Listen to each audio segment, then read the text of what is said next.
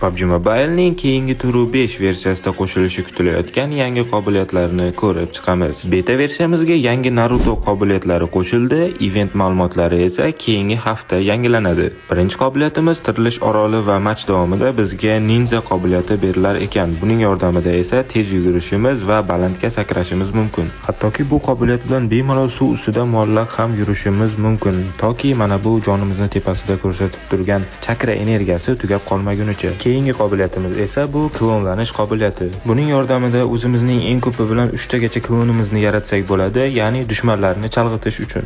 Yaratgan klonlarimiz bizning faqat harakatlarimizni qaytaradi xolos. Dushmanga agar biz o'q uzadigan bo'lsak, ular o'q uzmaydi.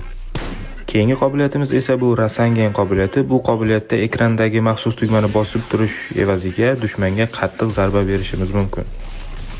Keyingi qobiliyatimiz esa uchar Raijin texnikasi deb nomlanar ekan. Bu texnika yordamida esa uzoq masofaga teleportatsiya qilishimiz mumkin. Buning uchun ekrandagi o'zining maxsus tugmasini bosib tursak, personajimiz xuddi shunday xanjar aylantiradi va uni istalgan masofaga to'g'rilab qo'yib yuborsak, uloqtiradi va yana tugmani bossak, o'sha nuqtaga biz teleportatsiya bo'lamiz. 5-qobiliyatimiz esa bu olov uslubi. Buning yordamida dushmanga zarar berish uchun olov uloqtirishimiz mumkin, xuddi kokteyl molotov otgan kabi. 6-qobiliyatimiz esa bu o'rin almashtirish. Buning yordamida jang paytida jonimiz oz qolganida nok bo'lish o'rniga xuddi shunday to'nkaga aylanib qolamiz va birozdan so'ng yonida paydo bo'lamiz, ya'ni jang paytida dushmanni chalg'itish uchun. 7-qobiliyatimiz esa bu yer uslubi. Buning yordamida dushman o'qlaridan himoyalanish uchun bir muddat o'zimizga himoya sifatida devor qurishimiz mumkin.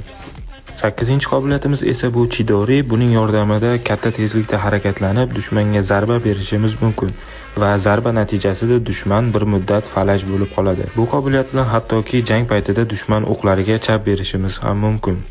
Keyingi qobiliyatimiz esa jamoadoshlarni qayta tiriltirish qobiliyati. Buning yordamida risalkaga bormasdan sheriklarimizni yonimizda qayta tiriltirishimiz mumkin. Boshqalarga qaraganda bu qobiliyat juda ham noyob sanalar ekan, chunki meni o'zim 4 soat, 5 soatlab beta versiya o'ynasam ham bu qobiliyatni topa olmadim. Shuning uchun ijtimoiy tarmoqlardagi videolaridan foydalanyapman. Bugungi videomiz shulardan iborat edi. Xo'sh, sizga yangi versiyada qo'shiladigan qobiliyatlar yoqdimi, yo'qmi? Izohlarda o'z fikringizni yozib qoldiring.